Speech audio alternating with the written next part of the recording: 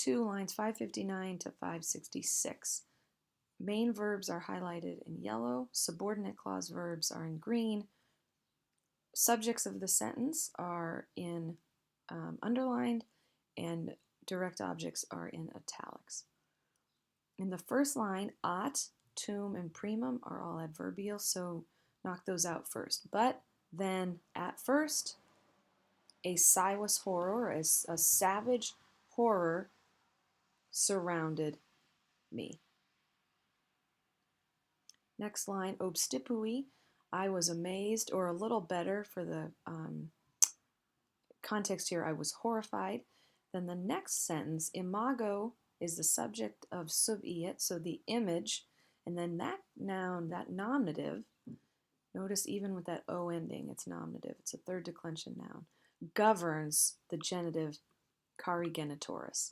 So the image of my dear father approached, subiet, and far says to add my mind. So maybe the image of my dear father came into my mind, and then this ut introduces a dependent clause. But notice that weedy is indicative, not subjunctive. So you don't have to worry about a purpose clause or result or any of that.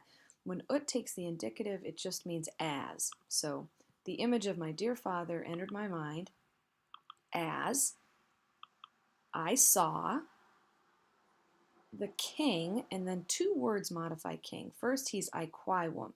So as I saw the king of the same age, and what Virgil means there is of the same age as my own father, as Aeneas's own father. So as I saw the king of the same age, and then ex halantem, also accusative, modifies regem, so you want to keep it close to regem. So as I saw the king of the same age, breathing out, and then ex halantem, present active participle, can take a direct object, and it does.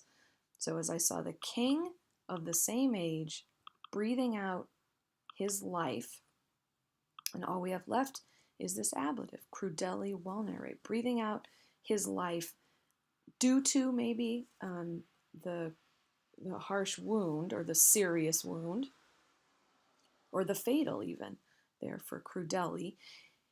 So that ut clause is a dependent clause. And then Virgil goes back to another parallel main clause. So just as the image came into my mind, some other stuff is also going to enter Aeneas's mind.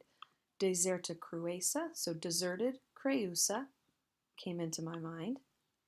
And the snatched, ruined, destroyed, for direpta, domus means house, and the destruction of, destruction here is governing the genitives parvi Iuli. So the destruction of little Iulus. And nothing has happened to little Iulus, but Aeneas is worried that it will. The next sentence has two main verbs, respicio and lustro. The subject is buried in the ending O, so I look back, and at lustro, I survey. And then notice I've bracketed off the qui clause. You always want to bracket QU words if there's a verb nearby them, and here there is. And normally you would close the brackets after the verb, indicative or subjunctive. And here sit is subjunctive, present and present subjunctive of the verb to be. But Virgil has added a prepositional phrase that goes with that same thought. So that's why I close the brackets after me circum.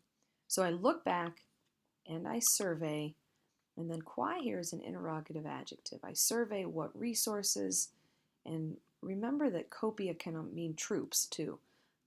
So you could say what troops are, and even though sit is singular, I'm using are because our translation of copia is plural. So what troops or what resources are circum me, are around me. So there he's looking for reinforcements. Aeneas wants to know what other Trojan soldiers are there to help after this disaster in the palace. Final sentence, deseruere, misere, and dedere, those are all third person plural perfect indicative active. They verbed. So the subject here is omnes defesi, all the tired men, and I know it's men, because defesi is masculine, and here it's talking about all the soldiers. And so all the tired men have deserted, and go to the next verb. They have sent their corpora, their bodies, ad terram, to the earth, saltu, with a leap. That's not a supine. Or, and this or is connecting misera to dedera, they have given, and then the understood direct object here is still corpora. You pull that down from the prior clause. They have given their bodies, which are weary, to the fire. And that's it.